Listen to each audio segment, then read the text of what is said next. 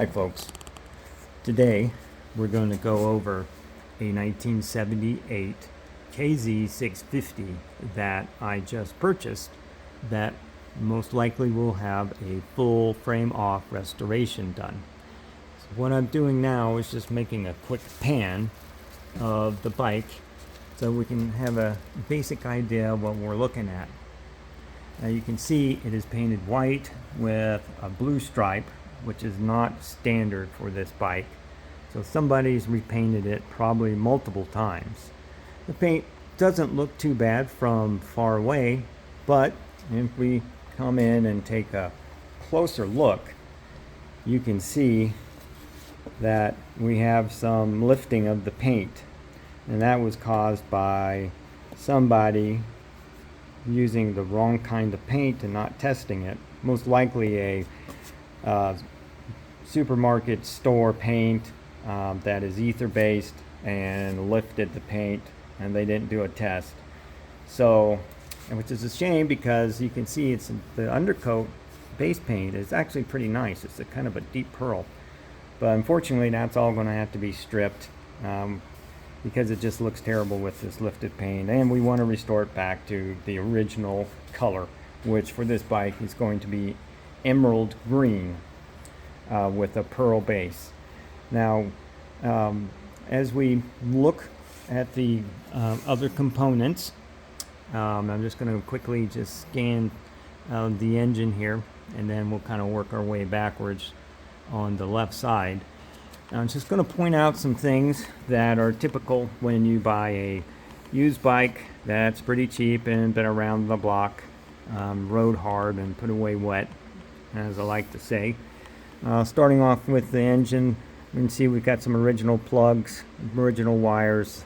So most likely these things are resistive plugs, and they're probably worn and are going to need to be replaced, the plug wires.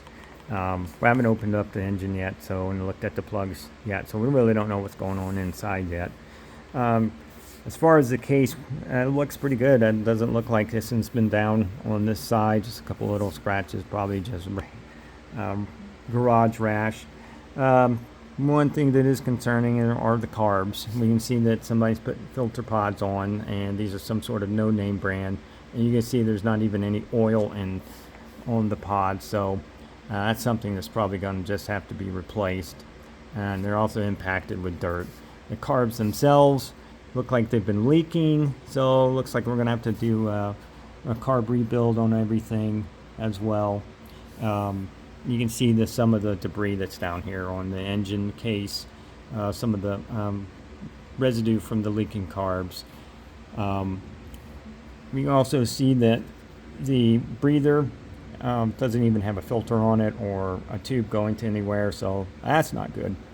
So hopefully we didn't get very much dirt or debris down inside the engine, but we'll most likely have to crack the cases and take a deeper look. So we'll look at now the side panel has been removed, and we can see the voltage regulator. This is the starting solenoid, and this rubber cap that goes on it. This is the flasher, 12-volt flasher. We have the headlight, reserve lighting, relay, and you can see the rubber's pretty desiccated on it. So we'll probably have to check that out. Might have to do something with that or replace it. You can see rubber grommets are all ripped and desiccated. Now these are easy to replace. There are a lot of companies that are making replicas, and you can actually get some of those from Kawasaki directly. The pegs actually don't look too bad, and don't look too ground, which is pretty good. Now one of the weird things with this bike I've never seen before is this left side 4-to-1 pipe.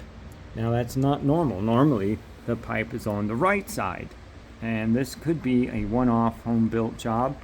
It looks pretty good. That looks like actually like a Kirker insert, so this may be just a hybrid that somebody built. It looks actually pretty nice. I have not found any manufacturer marks on it anywhere. You can see this weld job here. Looks like maybe it was welded or brazed. One of the bad things about this pipe And the way it's mounted, as you can see, there is no clearance here between the swing arm and the frame. So I'm thinking that this was mounted wrong, and that's going to have to be fixed or just replaced. You also can see that the pipe actually is hitting the swing arm bolt down here where the shock is mounted. So that's not good. The chain's worn and old. The tire's old and cracked. You can see down here it's cracked. This is all going to have to be replaced. It does have a 130 on it, which is probably too big for this rim.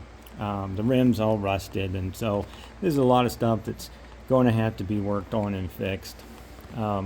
Overall, it is typical for what you find on a bike at this age, where you've had a bunch of owner shade tree mechanics working on it. And here's a classic maneuver here where we have the wrong kind of nut or screw in here. It probably fell out. Somebody took it out and just found whatever screw that might sort of fit, and you see it doesn't even screw down in it. The battery box is all corroded and bent, so that'll probably be replaced with eBay special. Might be able to fix it and strip it. You can see also here we have the inner fender is completely worn through. Now this happens because most likely they were carrying two people on this, or he had bags or something, and the shock was bottoming out and the tire was hitting the inside of the fender here and wore it through. See, that is not from road debris. That is not from something slinging up on it and wearing it out. That does not happen. The seat's not in too bad shape. The pan, it's got some rust on it, which is typical. Somebody tried to paint it with something, so that'll be stripped and redone. The foam seems okay, so should be able to salvage that. You can see that the pins are the wrong pins here. Somebody just stuck some nuts in here, so that's all got to be replaced. Wiring, not sure yet. I mean, it looks like the typical ancient wires on one of these bikes. They're all stiff and hard, so we'll have to go through and check them all out with the voltmeter and ohm meter and make sure the continuity is good on it. So you can see it's going to take a lot of work. I mean, if we wanted to just get this thing running and do a quick flip, we could probably do that in a couple of days of work, and it wouldn't be too hard to do that, but that's not what I do. I'm going to make this bike right. I'm going to make it run right, make it look nice, put it back on the road as a frame-off restoration, and I'll be detailing the process that I use to do that. So let's just walk up here real quick and take a look at the instrument panels. You can see we've got shows an indicated 52,000, and I think that that's probably realistic with the shape the bike is in. I done a quick electrical check, and then most of the lights work. The brake fluid, of course, is ancient in there, and that's all going to have to be swapped out. The controls are kind of sloppy on both sides, and they need to be checked and lubed. Hazard, which is unique. I've never seen a hazard like that. And you can see one of the first things I notice is that the throttle doesn't even turn, so that's not good. So if we go around, and we can see that these mirrors aren't factory either. There's some aftermarket job. So if we come around to the front, you can see there's rust and pits on the fork legs. That's all going to have to be taken care of, and probably just replace the fork legs. You can get these fairly cheap. That's a chrome fender, which seems to be in okay shape, but these shocks will be all rebuilt, and probably put some Race Tech emulators in them so that it'll actually handle good, and Race Tech springs in it. I'd be amazed at how well that works. You can see the problem with the throttle here is that the cables are broke and rusted, and then somebody's added some duct tape in here for whatever reason. So that's all going to have to be stripped and fixed. And you can buy new controls, reproduction controls, through a couple of places, Z1 Enterprises. They really have a lot of parts for the old Z bikes, so you might look at doing that, just replacing those completely with new. You can get new bolts, handlebars, you name it. They have just about everything for restoration. So if we look at the left side here, or the right side, excuse me, the right side. Shit. All right. Okay, we're back. Sorry about that. Dropped the phone. We're back running here. So here on the right side, you can see more of the carburetors, the residue from the dripping. I can kind of smell some gas there. There's some oil in here, and most likely that's coming from the open breather. It doesn't look too bad, so maybe we don't have too much blowback on the rings. We won't know until we actually get it running, and I can do a compression check on it or a leak down check on it, and see what condition the rings are in and the valves.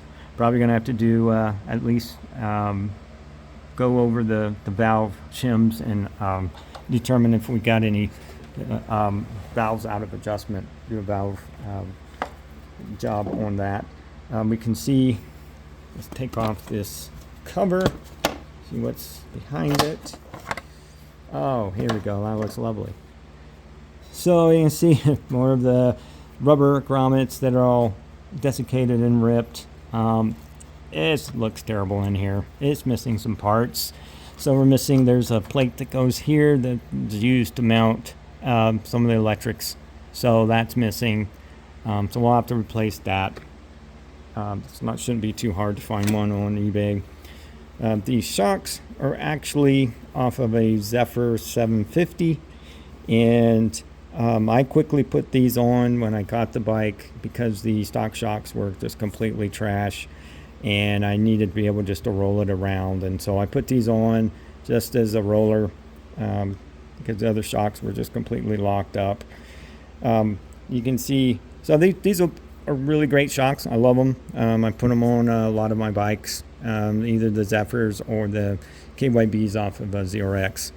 They're really pretty nice shocks, and they give you full adjustment. You got 4-position compression and 4-position dampening rebound. The bike has a drum brake, and so we'll probably have to go over that and adjust it and probably rebuild it. But as far as the way the bike looks, I mean, it does not look like it's been down. I mean, I can't find any damage that would suggest that it's been laid down hard. It's just been rode hard and put away wet, I think. Just, low maintenance, sitting outside. We have the center stand, and it seems okay. I mean, it doesn't seem to be dripping too much oil, kind of greasy. Typical for a bike this age that's been taken care of at this level. You can see some of the pipe.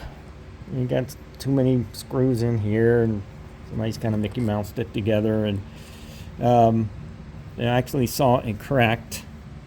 One of the mounts here is cracked, so I'm probably going to have to replace that. Pack cables. You can see this 4-into-1 left side. Now it comes in here and then cuts under.